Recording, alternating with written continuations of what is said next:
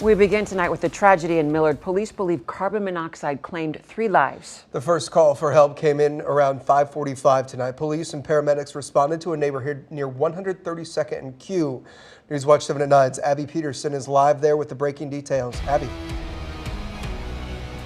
I spoke with a neighbor who was in tears. She says the family who lived at the home has lived there for around 20 years and that they were great people. We've been out here for hours as police and several MUD workers have been here. A group of teens came up consoling each other. There are signs in front of the home, one saying, quote, "A new Eagle Scout lives here."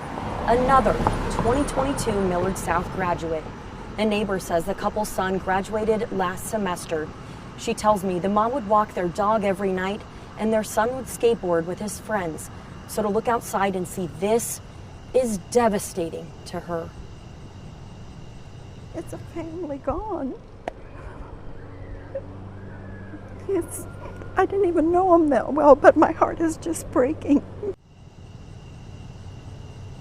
Police say they have not found anything suspicious. None of the homes surrounding were evacuated, and we still have not learned those names or ages from police.